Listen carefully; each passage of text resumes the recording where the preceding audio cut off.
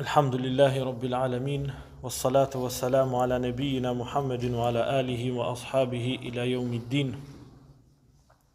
Ya ayyuhalladhina amanu ittaqullaha haqqa tuqatih wa la tamutunna illa wa antum muslimun. Rabbi shrah li sadri wa yassir li amri wahlul 'uqdatan min lisani yafqahu qawli. Allahumma 'allimna ma yanfa'una wanfa'na bima 'allamtana. Allahumma zidna 'ilman ya rabbal alamin. Allahun e lartë madhëruar e falenderojmë, ndihmë, falje dhe shpëtim vetëm për Allah të kërkojmë. Paqja dhe mëshira e Allahut qofshin mbi pejgamberin sallallahu alaihi wasallam, familjen e tij të ndershme, shokët e tij besnik dhe mbi gjithë ata të cilët e pasojnë dhe ndjekin rrugën e tij deri në ditën e gjykimit. Elusim Allahun që të jemi pasuesve të tij të sinqertë, për atyre të cilët rrasin rrugën e tij me sinqeritet dhe për atyre të cilët vdesin në rrugën e tij duke qenë të sinqertë. Të nderuar vëllezër, fillojmë edhe sonte me lejen e Allahut me dersin e tretë në serinë e fikut, i cili përmban përveç fikut dhe dispozitave përmban edhe mësime edhe edukata të ndryshme që kanë të bëjnë me nxjerrjen e jurisprudencës, me nxjerrjen e dispozitave islame. Inshallah sonte do të filloj me kapitullin e parë, kapitullin e pastërtisë. Unë kom marrë një libër për mu bazun ta, jo normal 100%, mirë po që na duhet pa tjetër na me pas një libër që më ecë për mesaj. Ajo që kom vendosur në me zgjedh është Menhaj as-Salikin wa Tawdihu al-Fiqh fi ad-Din. Quhet rruga e kërkuesve dhe sqarimi i fikut në fe. Pra afërsisht kështu është përkthimi i titullit, është e Abdulrahman Es-Saadit ose Saadit, që është dush për në dy leximet, mi thonë në arabisht, është prej dietarëve bashkohor, konsiderohet normal, ai ka vdek dikon që 1957 ka vdek. Është prej dietarëve të Saudis që ka jetu në rrethinën e Kasimit. O kon prej dietarëve të Sheikh Uthayminit. Sheikh Uthaymin kon talebe i tij. Që kjo pak a shumë ka bëu që unë me zgjedh çit libër, që është konsiderohet për dietarëve bashkohore dhe nuk është për aty në dietarëve që ju ka përmbajt fort ndoshta medhhebit, në një farë mënyrë s'ka pas fanatizëm në medhheb. Tani edhe metoda si është argumentu nga njëherë kjo ka bëu që unë me zgjedh çit libër, për ndryshe normal që shumicën e materialit e marrim edhe prej librave të tjerë, po një duhet me pas patjetër që më ecë sipas saj. Sheikhu, Allah më qeroft, në fillim, pothuajse edhe shumica dietarëve, librat e fikut, para si me hap kapitullin e pastërtisë, e fillojnë me njohjen e 5 ahkameve, që është mirë se cili për njëve mi ditë këto si bilbyli. Kur të përmendim vajibin, për shembull, sunnetin, haramin, mekruhin, mubahin, me di çka është për qëllim me to, kështu me kuptu mirë shariatikisht. Në lidhje me këto, Abdullah ibn Gjibrini, kur e ka bo, pastaj, kur e ka spjegu këtë libër, i ka përmend se cilin i ka vendos nga një definicion që është mirë me kuptu se cili për njëve. Vajibi, në këtë rast. Sa herë që ta përmendim fjalën vajib, nuk du m'ja përzi mendjen vajib be farz, ju merrni që janë një. Kur të thojmë vajib për diçka është, kanë thonë dietarët, ma uthibe fa'iluhu wa uqiba tarikuhu. Ajo që praktikuesi i saj shpërblehet, ndërsa ai i cili e lën dënohet. Që kjo është vajibi. Një diçka që nëse ti e praktikon, për ta ka shpërblim. Nëse nuk e praktikon, nuk e bën, ki dënim për ta. Kjo është farzi, namazet, zakatet, farzet ndryshme. Ose, për shembull, kur tim te kapitulli i pastërtisë, e ki vajib në disa raste ti me marr avdes, nëse nuk merr je gjunaqar, e ki vajib mu pastru nga gjunëpllaku, e ki vajib me largu pa pastërtinë. E kundërta e saj nëse nuk e bën, atëherë është gjuna. Pastaj harami është e kundërta. E kundërta e vajibit, domethënë që uthibe tarikuhu wa uqiba fa'iluhu. Shpërblehet ai i cili e lën, që edhe këto është mirë me pas parasysh te harami. Shpërblehet ai i cili e lën haramin, ndërsa dënohet ai i cili e praktikon. Ka njëherë disa pak nuk e kanë parasysh. Kjo rregull vlen vllazni për jo vetëm në fik, po në përgjithësi për çdo gjë. Për atë dietarët kanë thonë, më e vlefshme është tek Allahu një lënje e mëkatit se sa veprimi i një vepre të mirë. Dhe më thonë, ai që përballet me një mëkat edhe e lën një haram, për ta jo vetëm se e ka lënë një haram, po ka edhe shpërblim. Njëjtë është edhe në fik pastaj. Lënja e saj shpërblehet, praktikimi i saj është haram, dënohet. Pastaj mekruhi, ma uthibe tarikuhu wa lam yu'aqab fa'iluhu.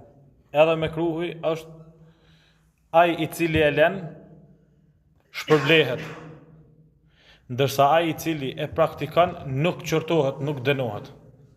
Edhe kjo është me rëndësi me kuptu mirë. Për shembull, kanë përmend shembull dietarët me i ngrit syt namaz. Që kjo për shembull është me kërë mu falë çdo gjë, me sy përpjet. Tash, nëse ti e praktikon çito, normal nuk ki dënim për ta, namazi është i vlefshëm. Sipas këtij dietarëve, sun thotë kurse është namazi i pavlefshëm nëse për shembull pleshëshin fal me harët i ka ngrit syt. Mirë po çka? Uthibe tarikuhu. Nëse ti e lën nuk i ngrit shikimin nal, po e ul aty ku është sunet, atëherë shpërblehesh. Për atë kanë thonë e kundërta e mekruhit është suneti. Domethënë ti e ke lënë shikimin nalt, e ke ul poshtë, aty ku është sunet, atëherë e ke lënë një mekruh, shpërblehesh për shkak të sunetit. Suneti tash u kuptu në bazë kësaj, që do më thonë që është e kundërta e mekruhit. Ma uthibe fa'iluhu wa lam yu'aqab tarikuhu. Shpërblehet ai që e praktikon, nuk qortohet ai i cili nuk e praktikon, do më thonë nuk dënohet. Edhe mubahi është e lejuara. Mubah do më thonë diçka e lejuar. Nuk ka argument as për shpërblimin nëse ti e praktikon, as për dënimin nëse ti se praktikon. Thonë, është veç e lejuar, met në zgjedhje të robit, nëse do në bën, nëse jo. Normal, pastaj tani ka shpjegim më të gjatë, po në fix kemi çka më përmend, teprimin mubah ka mundësi kanë njëherë me kalu edhe në haram, po në shkencën e fikut na duhet që me kuptu që mubah është, nuk qortohet ai i cili e lën, edhe nuk shpërblehet ai i cili e praktikon. Domethënë është e lirë. Qito 5 dispozita, domethënë vajibin, haramin, mekruhin, sunetin edhe mubahin, do të mi pas qarta çdo herë sa herë të përmendim një dispozit kur thënë për këto vajib, e kemi për qëllim çito. Për këto sunet e kemi për qëllim çito që mos më pas problem pastaj. Pastaj ulemoja janë fut direkt në kapitullin e pastërtisë. Allah alem arsyet pse ku kanë përmend dietar kanë thonë se pastërtia është kushti i dytë të islamit. Kushti i namazit, i shtyllës të islamit. Edhe prej kapitujve më të gjatë në fikun ibadatën, në të adhurimeve është pastërtia. Edhe Allah alem, po në bazë këtyne kuptohet që Allah subhanahu wa ta'ala i ka jap rëndësi të veçantë pastërtisë. Në përgjithësi, krejt ato që ka, aleikum selam, ato që ka përmenden deri tash. Dini i jon i pastër, madhështor, i përsosur, i ka jap shumë rëndësi të veçantë pastërtisë. I ka jap rëndësi të veçantë asaj që ka quhet at-tahara. Pastërtia kuptimore edhe lëndore.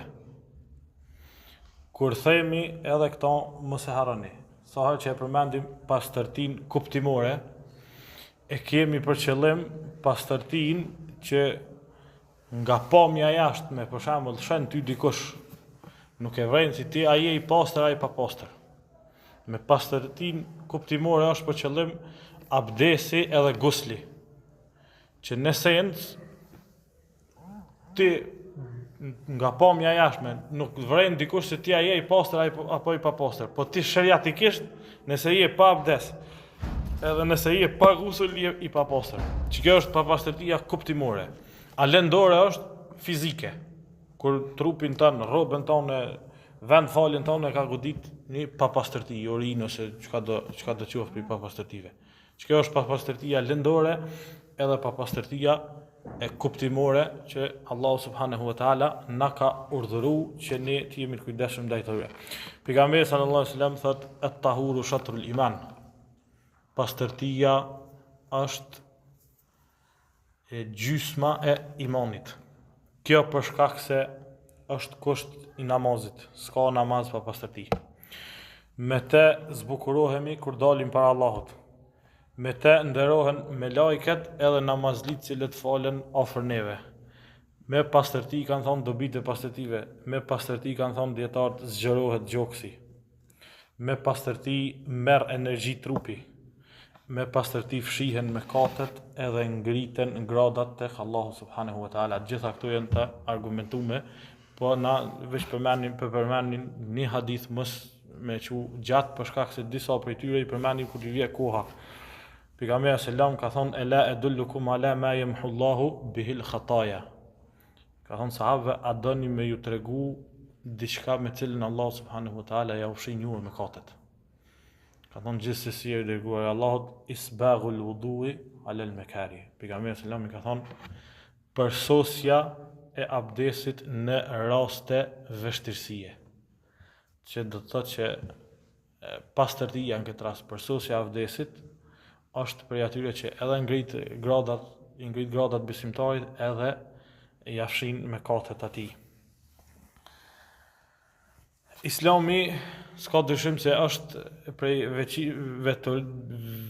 veçorive që i ka, është edhe se është në pajtueshmëri të plot me natyrshmërinë e njerëzit. Është fe e natyrshmërisë. Edhe për këto ka shumë hadithe që përmenden në kapitullin e pastërtisë. Për shembull, një prej tyre ku ka thënë pejgamberi selam natyrshmëria është në 5 gjëra, edhe i ka përmend në sunetin e ruajtje e çimeve në vendet e turpshme, shkulja e çimeve në sjetulla, prerja e thajve, shkurtimi i mustaqeve, domethënë janë pjesë e natyrshmërisë që me këto ka ardhur edhe Islami. Allah subhanahu wa ta'ala thot inna Allaha yuhibbu at-tawabin wa yuhibbu al-mutatahhirin. Allahu i don ata që pendohen shumë edhe ata që pastrohen. Domethënë pastërtia është prej gjërave që bën që Allahu subhanahu wa ta'ala me dasht. Domethënë që to janë sa i përket pastërtisë. Që kjo pastërti sa herë që e përmendim, sheku tash e bën hyrjen me hadithin ku thot pejgamberi selam la yaqbalu Allahu salata ahadikum bighayri tahur. Nuk e pranon Allahu namazin e dikujt pa e pas që pastërtin kuptimore edhe lindore. Dyjat. Nëse dikush është gjunub, duhet patjetër me marr gusl. Nëse dikush është pa abdes, duhet të jetë me abdes, përndryshe s'ka namaz. Edhe nuk e pranon Allahu namazin me papastërtinë lindore, nëse ato ka godit coftina, e ka godit ndytësirat, jashtëqitjet, për shembull kafshëve që nuk i hahet mishi ose jashtëqitjet e njerit ose diçka, nuk ka namaz. Këto papastërti duhet të largohen me ujë. Në esencë uji është pastruesi i papastërtive, përveç në raste të veçanta ka edhe ku është i përmendën disa hadithe ku ka mundësi me qenë edhe guri ose dheu ose diçka mirë, po në esencë uji është pastrues i çdo ndytësire. Ujrat edhe dispozitat e tyre. Me këtë kapitull dietarët e kanë filluar, me këtë ndarje, me thonë më mirë, e kanë filluar kapitullin e pastërtisë. Mas pari vjen uji i pastër. Edhe të qëtu kam qef me kuptu një ndarje mirë, mos nga njëherë të mundu me e shkurtu kjo pak shkurtimi ose mundu me përshtat atë meselet pak për xhamat, është pak e zërshme. Janë disa mesele që nashta vetë hoxhallarët kemë problem në to e si qysh mjau përshtat juve. Për shembull të ndarja e ujrave, Shumica e dietarëve i ka ndarë ujrat në 3 grupe. Sheku që na e kemi marrë, që e kemi zgjedh librin e tij, e ka ndarë veç në 2 grupe. E këtij mendimi janë edhe Sheku Themini, edhe Shek Islami ibn Taymija, disa mirë po janë pak. A shumica dietarët e mëdhëbeve i kanë ndarë ujrat në 3 grupe. Uji i pastër, në esencë i pastër, edhe që ka veti pastruese. Uji i shiut, uji i burime, uji edhe është i pastër në veti, po edhe bën më pastru me të. Më marr avdes, gusel, më largu pa pastërti çdo gjë. Grupi i dytë kanë thonë është uji i cili është i pastër në vete, mirë po nuk ka veti pastruese. Për shembull, e merr një ujë, një gotë ujë dhe i qet sheqer. Që ky në esencë tash, çka, a është uji i papastër? A mund të më thonë ti uji i papastër aty? Jo. Ka thonë që ky është uji i pastër, po që s'ka veti pastruese. Ky nuk bën me ta më marr avdes. Tash ku është dallimi mes tyne edhe atyne që dietarët e tjerë që nuk e kanë shtikët grupisht, te dietarët e tjerë si Ibn Taymija, këta që i përmendëm, janë veç 2 grupe, veç të pastër e pa pastër. S'ka të pastër që nuk pastron, për shembull. Kanë thonë për shërbetin, për shembull, në këtë rast, ose çaj nëse, kanë thonë ky nuk hyn te ujë atë që kemi na nevojë me përmend hiç. Ka thonë se ky tashmë në momentin që ju ka vendos sheqeri mos nuk quhet ujë, po quhet shërbet. Në momentin që ju ka vendos në diçka që lëshon në këtë rast në filter, diçka e quhet ajo është çaj, është lëng i caktuar për shembull, mirë po quhet ujë. Kështu që s'ja vlen me ndan 2 grupe, ka thonë. Pse këtu ka divergjenca shumë të mëdha. Unë inshallah do t'i shkoj besnik shejkut që ka ndajë veç në 2 grupe, të pastër dhe të papastër. Ujrat e papastra, e pastra janë uji i shiut. Thotë Allah në Kur'an, wa anzalna minas sama'i ma'an tahura. Dhe na kemi zbrit prej qiellit ujë të pastër. Wa yunazzilu alaykum minas sama'i ma'an liyutahhirakum bih. Dhe ne zbresim nga qielli ujë që ju të pastroheni me ta. Pastaj uji tjetër i pastër është uji i burimeve edhe i krojeve. Alam tara anna Allah anzala minas sama'i ma'an fasalakahu yanabi'a fil ard. Thot Allahu, a nuk e shihni se na zbresim shi nga qielli, edhe gjithashtu e bojmë që ata më bëru nga toka, siç janë burimet edhe krojet që na i njohim edhe i shohim. Pastaj uji tjetër i pastër është ato që në esencën e kanë prej ujë, sikur bora edhe breshri. Për këto argument është hadithi pejgamberit alayhis salam ku thot Allahumma naqqini min al-khataya kama yunqi ath-thawb al-abyad min ad-danas. O Allah, më fshi mu gjunohet ashtu siç pastrohet rroba e ndytur prej papastërtive. Pastaj thot Allahumma ighsil khatayaya bil ma'i wath-thalji wal-barad. O Allah, më fshi, më pastro mu mëkatet e mia me ujë, me borë edhe me breshër. Më thonë, prej mjetëve pastruese ka përmend edhe breshrin edhe e borën. Kështu që konsiderohet ujë pastruar, ujë i pastër. Nëse bora shkrihet, bën më marr avdes me ta, bën më pastru me ta.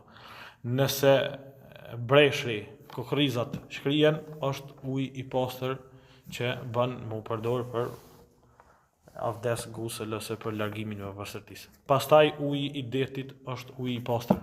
Edhe pse është i njelënte, ka mundësi më thonë i rang kështu, por ndryshe është i pastër edhe bën më marr avdes edhe gusel me ta.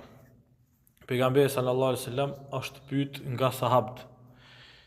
I thot njëri prej sahabëve thot: "O pejgamberi i Allahut, na po hypim në anije, po lëndrojmë me anije." Thotë shpesh herë thot na ndodh që na bartim me veti veç pak prej ujit. Keni parasysh vendin ku ka jetu në Arabi Saudite, rrallë gjinet uji pak, në udhime të larta s'kan mujt me bëjt shumë me veti. I kanë thonë pejgamberi sallallahu alaihi wasallam, nëse çat ujë na e përdorim tash për abdes po, na met shumë pak tani me pi. Çka më bën? Pejgamberi sallallahu e kanë pyet a më marr abdes me ujë detit. Nëse ujë që e bartim Nëse përdorim për abdes, na harxhohet, na merr pak më pi. A bën që na më marr abdes me ujë detit? Pejgamberi selam ja ka një përgjigje.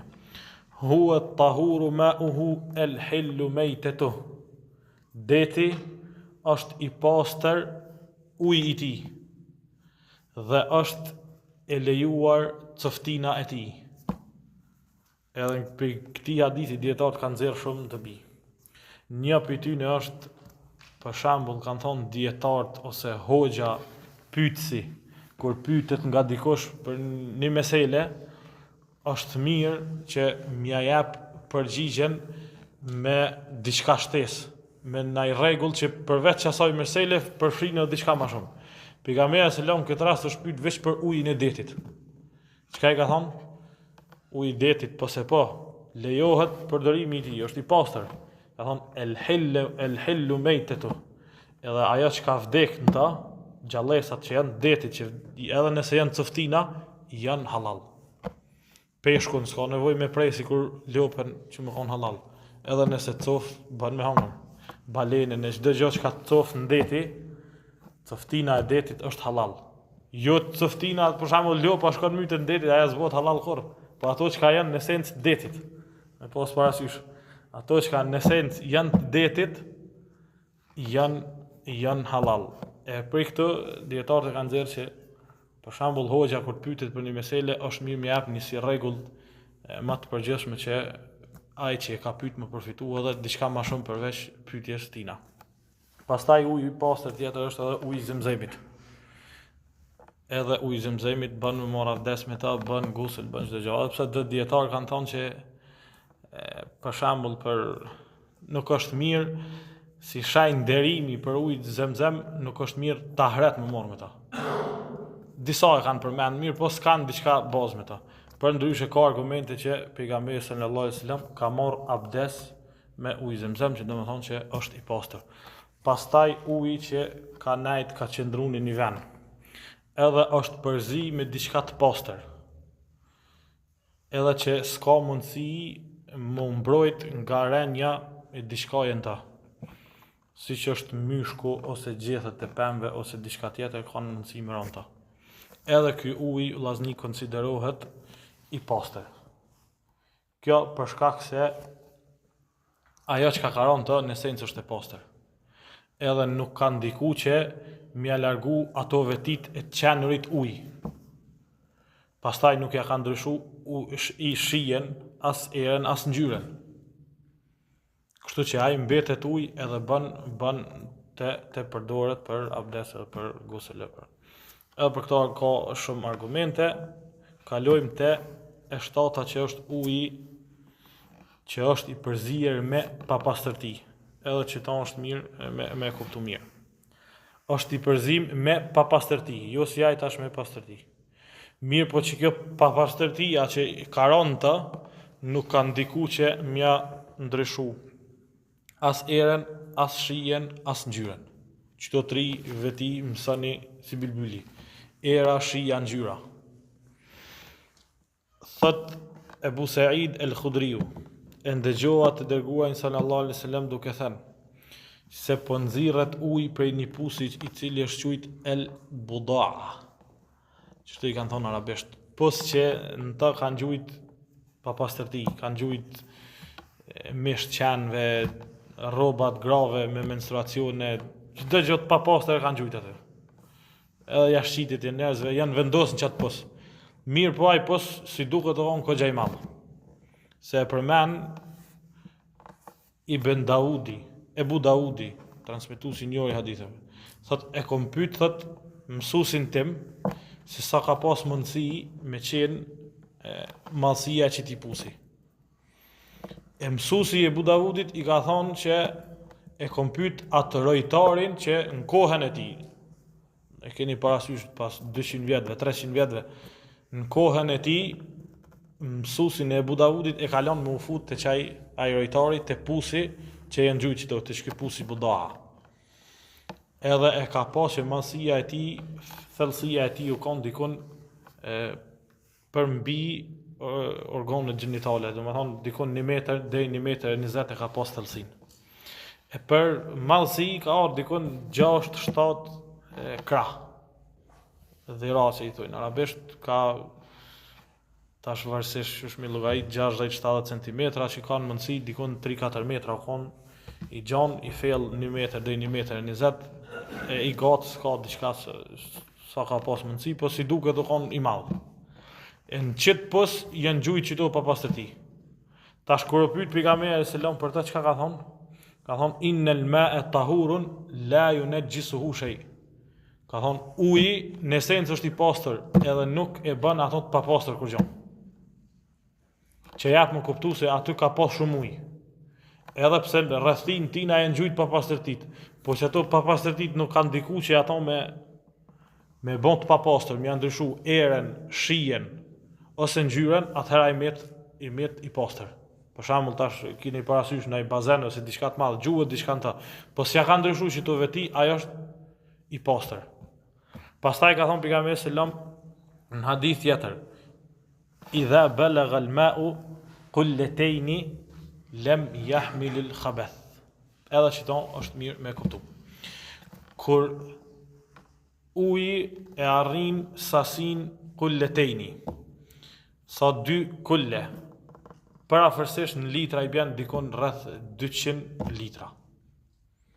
Pejgamberi selam ka thonë, kur uji e arrin që të sasi, atëherë nuk bardh pa pastërti. Që do më thonë që nëse është ma shumë si 200 litra e përpjet, edhe nëse e ka godit në i papastërti, po si ja ka ndryshu që do 3 veti, ajo është i pastër. Nëse ka ndiku diçka në ndryshimin e qytyne vetive, atëherë është i papastër. Pastaj uji i përdorur. Për këto ka bajagi khilaf. Mos pajtime, disa thojnë që është me krot, disa ndalojnë krejt ujin e përdorum, edhe shejku e lejon, edhe Sheikh Albani plot talebet ti e lejojnë. Allah alem ka këgja argumente që uji i përdorur lejohet. Një për argumenteve është që pejgamberi selam kur ka marrë abdes, sahabët janë shty ndërmjet vetit cili me marrë abdes me ujin që i ka tepru pej pejgamberit sallallahu alaihi wasallam. Kjo hadithi është Buhari, është i saktë vllazni.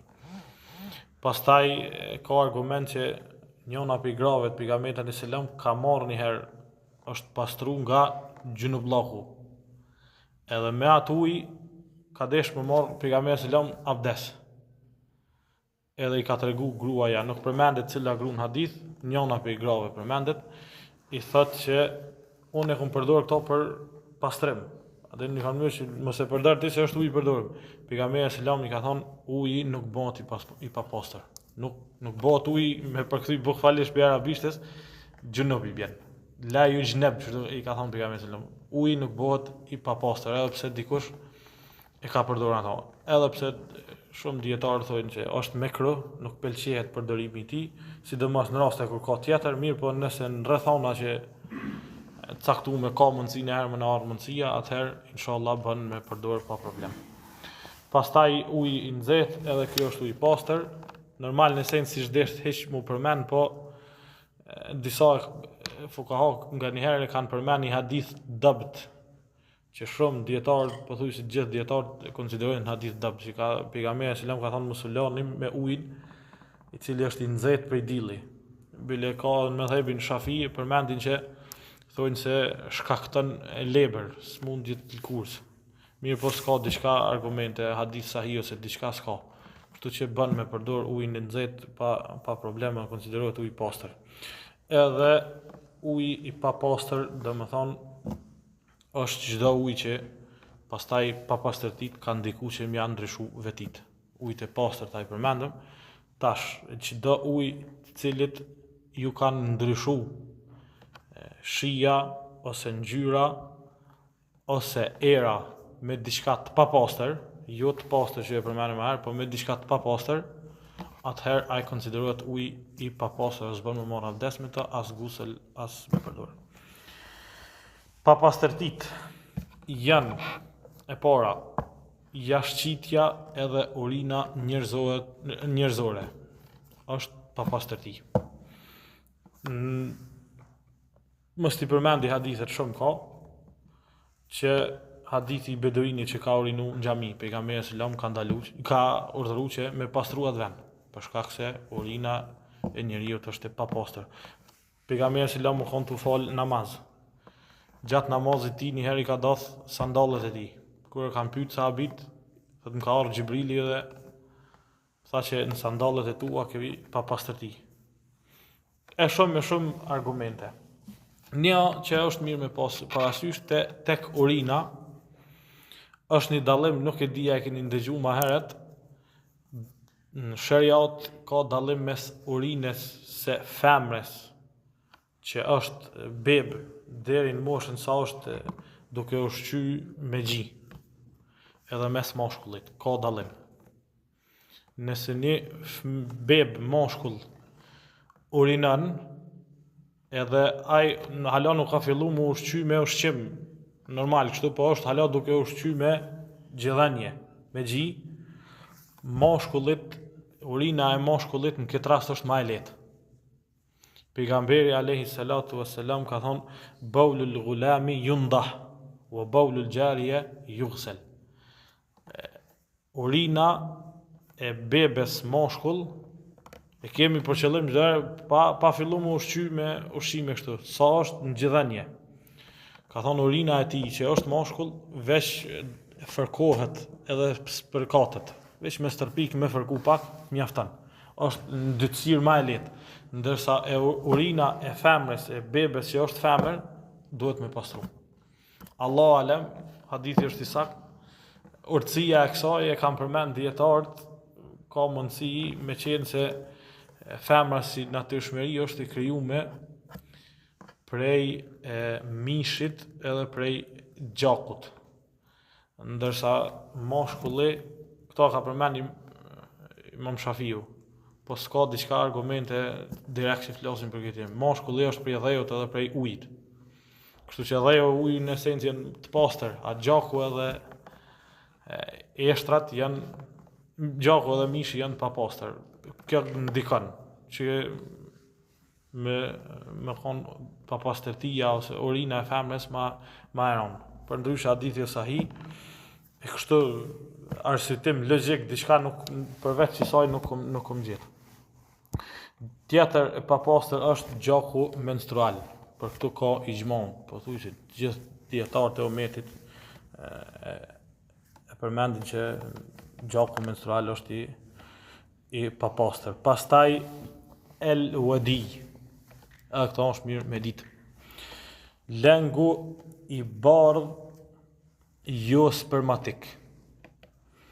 Lengu që del pas urinës. Ka shkaqe të caktuara pse ka mundësi më dal, ose prej të ftaftit, ose kur dikush e mundon veten shumë që në rënë ose diçka, ka mundësi mi rrjedh ky lëng. Ky lëng zakonisht del pas urinës, edhe zgjatet. Në Islam që ky lëng është i papastër, është nejis. Edhe nuk e ka dispozitën e njëjtë sikur te sperma. Kur te përmendim sperma në Islam është e pastër vllazni. Ndërsa që ky lëng e ka hukmin, e ka dispozitën e njëjtë sikur urina. Nëse dikuj zhytet rroba me këtë lëng, duhet me pastru qyshe pastron për urinës. Domethënë është i papastër.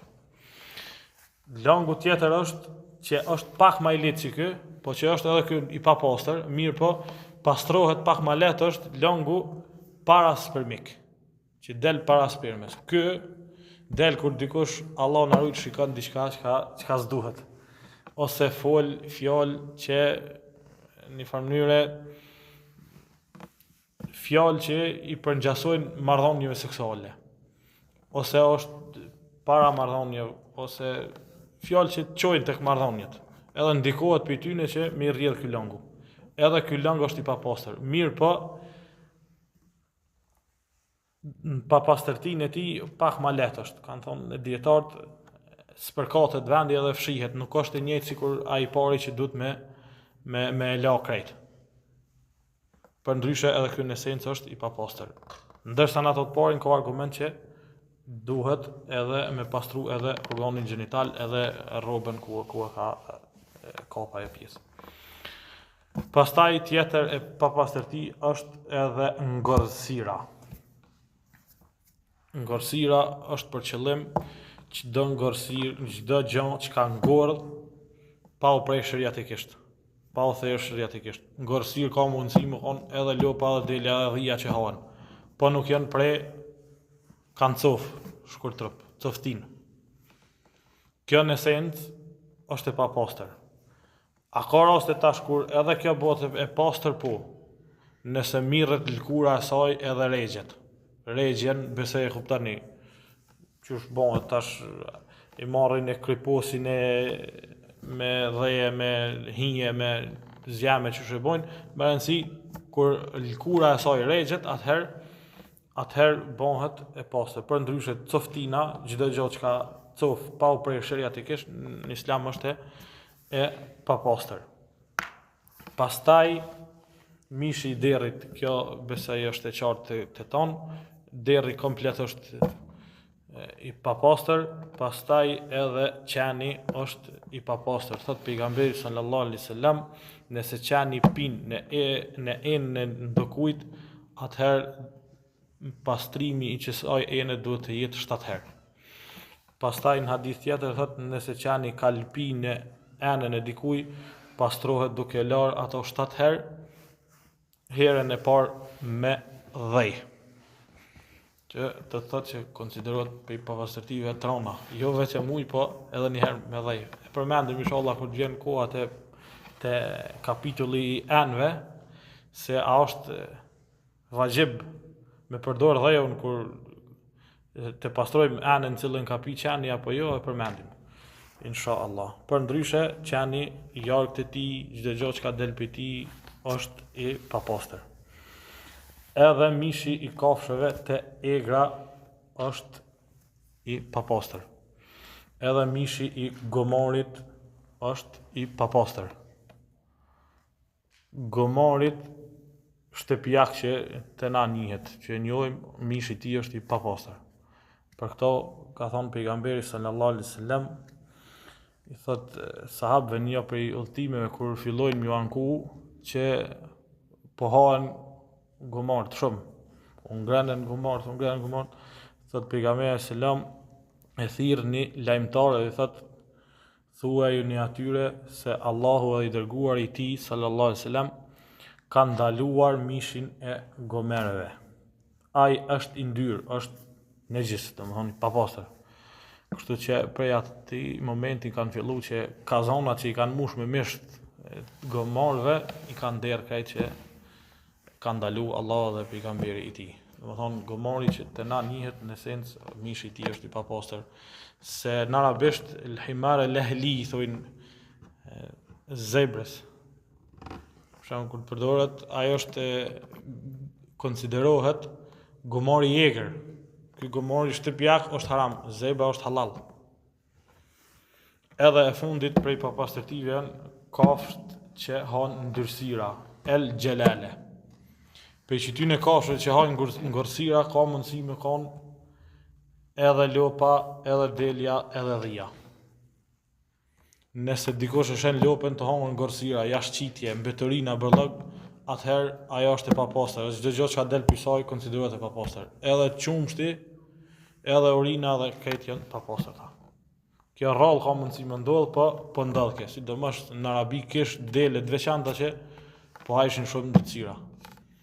Për ndryshe, mishi i tyne tani është i papastër, qumshti i tyne, çdo gjë që ka del prej tyne është i papastër. Çka më bën kësi raste, dietarët e kanë përmend që është mirë para se me therë me e ndalu një farë mënyrë, mos me lanë që më pas kontakt me papastërtitë spaku 3 ditë. Për këto përmenden Abdullah ibn Omeri, edhe pulen kur ka desh me hangër, ja ka lidh kamën 3 ditë që nuk e ka lënë për shkak se është fiksu. Edhe pse dietar kanë thënë pula bën përjashtim prej këtyre tjera. Domethënë pula edhe nëse han pa pastërti, s'është problem inshallah me prej kurdush. A këto tjerat jo. Se pula atë rrcokun si e ka lukthin e ka pak ma të veçantë që i ndon ato. Që kjo sa i përket ujrave edhe papastërtive. Besoj më kanë një qartë, inshallah që diçka keni mundësi më pyet atë bllokun e kem harru son tek ai tondi, po në grup ose dikon shkruani. Dy pyetje I kemi që na kanë ardhur. Pyetja e parë është çështja e gjakut të kafshëve. Për shembull, dikush është kasap. Edhe tash të prej lopën bëhet I bret me gjak. A është gjaku I saj I papastër apo jo?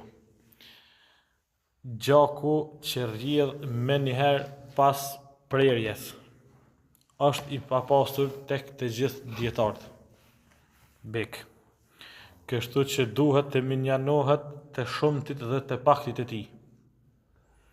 Domethënë, momentin që ajeti është në surën El-An'am, nëse s'gaboj. Kull la ajidu fima uhiya, thot Allahu në Kur'an thuaj se nuk gjej në ato që më është shpallur mu diçka që Allahu e ndalon përveç se kafshëve të ngordhura, gjakut të derdhur, mishit të derrit. Gjaku që del me njëherë quhet dem el mesfuh që ka në Kur'an. Që ky gjaku me njëherë ka të prehet, është I papastër të gjithë dietarët. Domethënë, me njëherë ka të presh lopën, nëse çaj gjak godet është nëjës, është I papastër. Pastaj, nëse është derë komplet, I ka dalë shpirti lopës në këtë rast, edhe e ka derë këtë qatë gjak. Ka me diçka në vena ose në copat mishit ose diçka, për këtu dietarët janë matë, në një farë mënyrë e kanë bërë matë lehtë këtë mesele. Kanë thonë ju fa yasiruhu.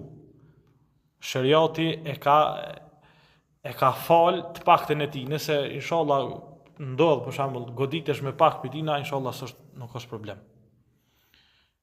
Kjo me hadithin ku Aisha radhiyallahu anha thotë që ka ndodhur në kohën e pejgamberit alayhis salam që kemi zi gjella e meshe edhe kemi parë që në pjata e kemi pa gjakun. Në mënyrë nuk ka mundësi edhe pse është preje e krejt, ka kalu një kohë pasi që u preje është rije pe krejt, apet në mishi kur qitet në pjatë, apet ka mundësi një pak gjak mi rjedh. Kjo inshallah nuk është problem. Për ndryshe gjaku ndalohet përdorimi I tij, shitja e tij e ka dispozitën e ka sikur të alkoolit. Është I papastër që ky gjaku që rrjedh më njëherë që ti del shpirti gjatë prerjes. Kështu që është I papastër. Pastaj nëse zhytes të e coptu ose diçka, inshallah nuk është shumë problem. Veç në momentin e parë gjatë prerjes është haram, është I papastër. Edhe pyetja e dytë, a janë të arsitume dy mendimet? Edhe nëse kundërshtojnë njëna tjetrën. Ose sipas mëdhëbeve, për shembull një mëdhëb mendon ndryshe, tjetri të kundërtën e saj. A arsitohen të dy palët edhe nëse ka argumente njëni mëdhëb më shumë. Çështë pyetja. Tash sa po mund me kuptuan e ka pas për qëllim për shembull tash dy grupe dietarëve për të njëjtën meselë, njëri thot për shembull bën, njëri s'bën, që e kem përmend në ndersin e kaluar. Arsitohen tash dy palë. A kanë çka për qëllim? Po arsitohen dy palë vllazni. Pejgamberi sallallahu alaihi wasallam ka thonë idha hakama al-hakimu fajtahada thumma asab falahu ajran. Nëse një dietar, një gjykatës, një mujtahid, dikush që do më jap fatva, bën ijtihad, bën përpjekje nga ana e tij. Normal I mbledh argumentet, është për qëllim pe ajete, pe hadithe, pe thonjë dietar. Edhe pastaj I jap një fatva, gjykon me diçka, edhe ja qëllon, thot pejgamberi sallallahu I ka dy shpërblime. Thot wa idha hakama fajtahada thumma akhta falahu ajr. Nëse jap fatva, gjykon, e jap mendimin e vet, edhe gabon, thot e ka një shpërblim.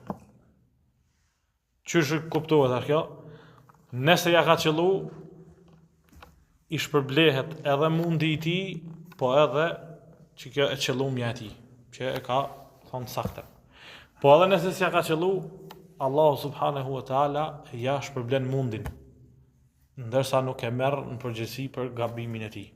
Kjo për shkak se ai ka bë ijtihad. Është përpjek, është çdo herë jem të pas parasysh, ai është mundu në një farë mënyrë duke u bazu në ajetën hadithe me e thonë ato që ai është bind. Tash, edhe një diçka unë në lidhje me çdo që me e përmbyll. Tash na si xhamat qysh duhet më usill kur ndodh për të njëjtën mesele pyet një hoxh. Thot bën edhe tjetri hoxh thot s'bën. Ka mundësi kjo. Ka herë ka mundësi dikush thot me kro, jo është më mirë se kështu, këto janë më të prafër ta ki zgjidhje, por kanë herë ka mundësi për të njëjtën mesele bën ose s'bën. Çashtu janë argumentet, e kem përmend në herën e kaluar çysh ka mundësi më ndodh. Tash qysh më usill na si xhamat me ta.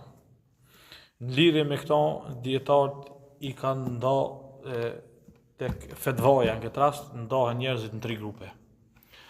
Alimi, talebja edhe njeri që s'është as alem as talebe. Alimi e ka për obligim vllazëni më bë ijtihad edhe nuk i lejohet taklidi. Do të më përpjek mi mbledh argumentet derisa në fund të bindet në filan meselën se çka bën ose s'bën. Për shkak se ai ka ardhur në çat drejtë që i njeh gjuhën arabe, i njeh dispozitat mirë, sunetin, Kur'anin, ai nuk guxon më bë taklid. E mundohet me sa më shumë më lexu rreth meselës, sa më shumë më mbledh argumente derisa të bindet. Talebja në këtë rast, grupi i dytë që është në gradën gati si talimit, mirë po ka raste të caktuara ku ai nuk ka pas mundësi mja dhon vetit atë fetva në finale në fund, këti i lejohet me bot taklid filan dietarin. Për shembull, filan meselen, kom lexu, s'ko mujt vlla mu bind as që është haram as që është halal. Ka mundësi kjo me gjetë. Tash, unë dikun du të me bazu ato. Edhe e marr filan shejkun, që inshallah më lejohet me bon taklid me ja besoj fen atina, e pasaj ato një farë mënyre, edhe e marr mendimin e tij. Edhe grupi tjetër është ai që as nuk është dietar, as nuk është talebe. Shumica njerëzve të na për shembull nuk kanë mundësi me bë talebe, nuk kanë mundësi me mësu gjuhën arabe, s'kanë mundësi shumë sene për shembull që çojnë ditë të talebja. Ka herën as vetën as në shtyp të talebja se ka gja do të mu lodh për atë punë. Këta çka më bon? Dietarët kanë thonë që ta e pyesin një person që ja besojnë fen atina, edhe inshallah janë pastër para Zotit. Bile Sheikh Fawzani kur pyetet për çdo thot is'al man tathiq bihi wa khudh al-ahwat. Pyete ato që ti ja beson fen, e gjon një hoj që ty duket i sinqert, që duket që i ka mësu mirë meselet, që duket që është lodh për filan mesele, edhe e merr përgjigjen për tina, edhe inshallah përgjegjësinë ti e largon për vetit. Pastaj kanë thonë khudhil ahwat, për shembull për disa mesele që ka mundësi nga një herë më konë ama mirë kështu a kështu, kanë thonë dietarët me marr ato çka është ma e sigurt. Me shku në sigurtën çdo herë. Për shembull, a me kro a haram ti ma ofër me kruhit për shembull se sa haramit, ose ka mundësi tash s'po më kujtohet në shembull, po mi shku në sigurtën, asaj që nuk qenë ty në haram, ose për shembull, nëse është në pyetje a me praktiku një sunet, apo a është mubah, ti shko te suneti, se suneti e ka shpërblimin dhe më bëjë s'pat kur gjo që e përmene. Që kjo në përgjithësi, ma bëni halal për zgjatjen, Allahu ju shpërblef për sabrin e ndëgjimin.